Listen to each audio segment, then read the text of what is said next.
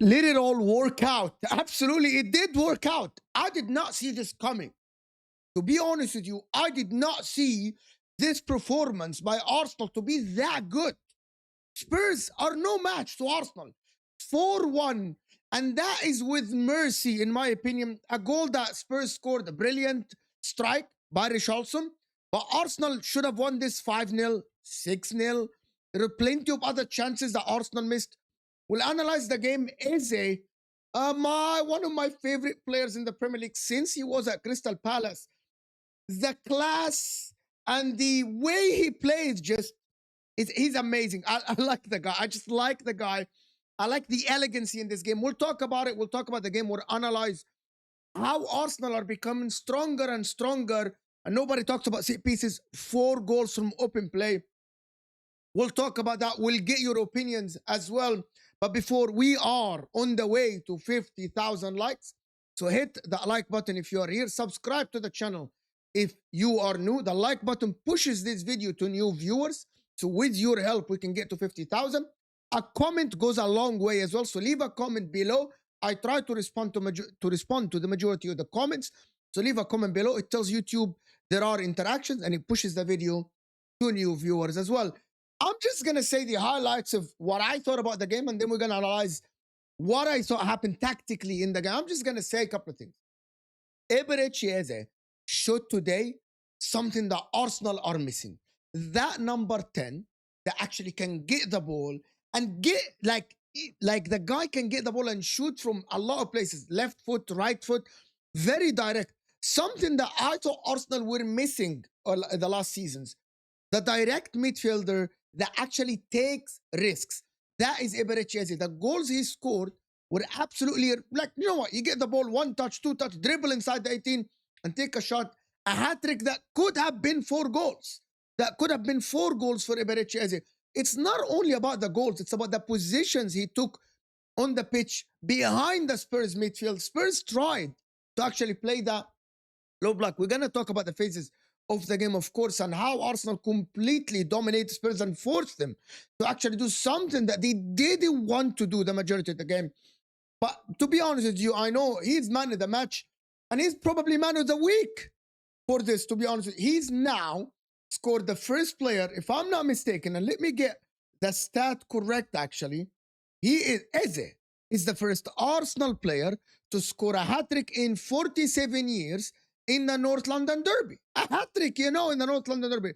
Your dream debut of North London Derby cannot be better than this. 6 points ahead of Chelsea, 7 points ahead of Manchester City, currently the two direct rivals for this league title. And of course, if I'm not mistaken, 11 points ahead of Liverpool. So Liverpool are out of sight currently. Easy an Arsenal-Chelsea title race. I'm going to release another video about that later. But reality is, it's when it started with Trossard, and I'm just going to tell you this, when it started with Trossard, number 1, I'm going to give a shout to Moreno, who saw what Spurs are doing and dropped deep to actually get the ball ahead of the defense and behind the midfield. That ball he played to Trossard is inch perfect, actually. That is a playmaker's ball, the weight of the pass. Where the pass is on the stride of Trossard, was nothing short of an extraordinary for a midfielder that I have been back in a lit and saying he has the game. I saw it in Sociedad. When he played the Inter, I saw it. It didn't show at Arsenal as a midfielder. It showed as a striker. But today he played like the playmaker. Dropped deep, held the ball, and just passed the ball around and created the chance. And it's fantastic. Of course, let me give you something about this. Spurs tried to match Arsenal in the beginning. And I want to hear your opinion on this.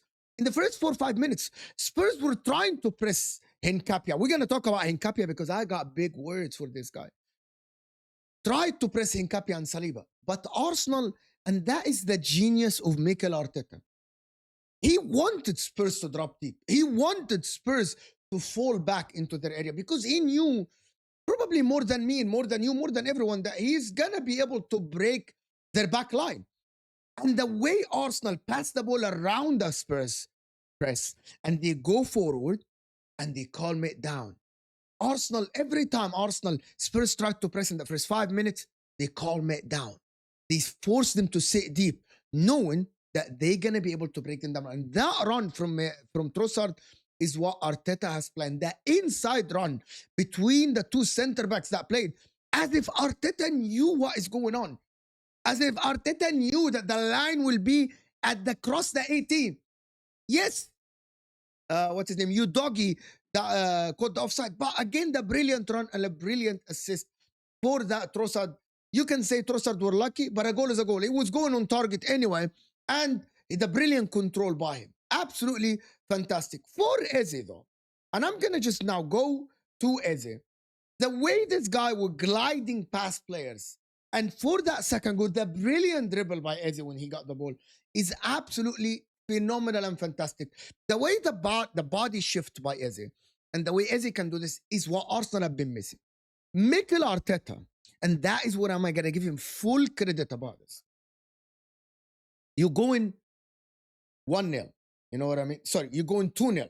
You know that Spurs can come back into the game. They're going to start the second half on fire, right? But you don't sit deep. You don't sit back. You start the second half on top. And that is a key in killing off the game. Because he knew that Spurs would leave spaces. He knew that Spurs would try to come out, trying to absolutely reduce the deficit to 1 goal.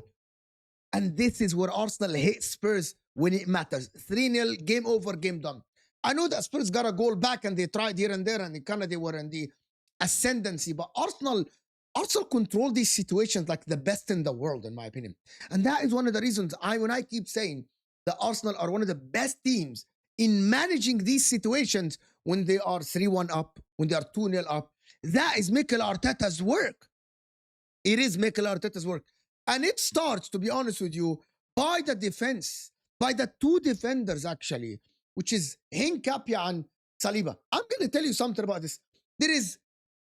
I'm going to give Hinkapia and Saliba today a 10 out of 10, especially Hinkapia. Hinkapia today, a 10 out of 10, slotting in for Gabriel. 0 mistakes by Hinkapia. And this is where Arsenal confidence in the teammates start. It doesn't matter if set piece, if Gabriel is not there, set pieces. But it's all about the control of the situation. He played that role as a left center back brilliantly. He stopped, he covered Calafiori, so Kudus couldn't get any joy on that right side. And Jed Spence on the right side couldn't get any joy. And that is because of the positioning and the aggression of Hinkapie. But not only this, building from the back. Hinkapie is so trusted by his teammates in the passes. How many times he gets the passes, open up his body, and it's a Calafiori. It's a Trossard pass. It's a pass to Declan Rice. It's not as easy as you think for someone that hasn't started a lot of games for a team like Arsenal, that has a complex midfield. Hinkapie and William Saliba today a 10 out of 10. A 10 out of 10. And I'm going to go back to Eze and Mikel Merino on this.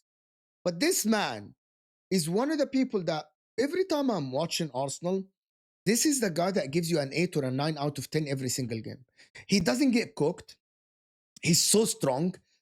And I'm not going to talk about dark arts or not dark arts, because I think he's playing football in a manly way. And I know that a lot of people, what do you mean by this? It's like, he's getting in. He's stuck in, Timber. He's like that defender that if you're a winger, you don't want to be against Timber. You do want to play against Jurien Timber. He is the guy that goes forward, forces you as a winger to drop deep and cover him. And he's someone that if you try to dribble, if you try to get past him, he doesn't let you go past him. He's so smart.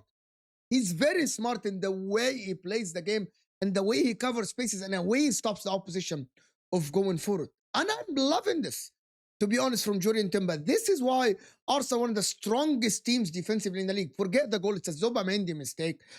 And he needs to work on this, of course. And I'm sure Arteta, that doesn't happen every game, that your defensive mid dribbles sideways and loses the ball like this. So I don't think it should be. Like, Arsenal shouldn't stop and look at this and say, wow, this is something that we need to work on. No, it's such an easy, quick release by Zobamendi will solve that problem, of course. But I'm going to go back to Eberechi Eze, because there are a couple of things I wanted to mention in this. And it's not only about the goals he scored. It's about the calmness and composure. And before I talk about Eze, guys, make sure to check out OK Jersey, our sponsor. I didn't mention them. Our sponsor today, very affordable football shirts. You can get vintage ones as well. You can see the video where I actually released them and actually showed you the ones. It's on the channel as well. Very good vintage ones, high quality. And you can use the code JUDGE to actually get 8% off. I'm just going to go back to Eze. One of the things about Arsenal and the way they play with the likes of Eze is the directness and the way Mikel Arteta set up the team. Number one, Eze isn't playing the Odegaard role. He's not only playing from the right side, he's on the left, he's in the center. He actually exchanged positions with other people as well. And that is so different than Michael Odegaard, who plays mostly on the right side. I believe that Mikel Arteta can play Eze and Odegaard together in the team. When Odegaard comes back, it can be chosen by one of Zubamendi or Declan Rice as a DM, depending on the opposition. There are a lot of games in the league that Arteta can actually rest one of Zubamendi and Rice because they run a lot. And Eze and Odegaard can play together. The reason why, because Eze gets involved in the most of the phases of the game as well. He doesn't get involved in the first phase as much as Odegaard, but he's involved. He's there. He's passing the ball around. He's opening angles. The exchange between him and Moreno sometimes is great. And also the exchange between him and Declan Rice and him, Zubamendi, is fantastic. I'm loving Eze. I like Eze. I think he's a fantastic and a brilliant footballer that deserves a lot of praise. And finally, he got his chance in a top team. And it's nothing but his team that he supported when he was young. He's proven everyone wrong. He is someone that I believe will have a fantastic... I think he should start for England, in my opinion. He is someone that will actually help Arsenal win the league. Now comes to the league table and everything that is happening with Arsenal and the league table. I think this is now Arsenal's league to lose. However, the Chelsea game is key because now they can get the separation to 9 points between them and Chelsea. Do I think Chelsea can battle for the league? I don't think so. But I think they need just to win that game away from them. It is going to be tough. I made my prediction early, but I'm just waiting for who's going to be back from which team. But this Arsenal team is the best team in the league and by far. It's the most consistent team in the Premier League and they're the best team and by far. And it's not even close. The reason why now Arsenal have, I think if I'm not mistaken, have scored 23 goals. Arsenal have scored goals from open play, 24 goals. 4 goals from open play. If you know, you know. 4 goals from open play. Phenomenal and fantastic goals. And that is what Arsenal, and everyone criticizes it. And you can look at this and say, yeah, listen, Arsenal have scored 24 goals, the best in the league along with Manchester City. Their goal difference is 18, you know. 18, you know. They only conceded 6. This is a team that is made to win the Premier League, in my opinion. They're the best team in the league. You let me know in the comment section what you guys think.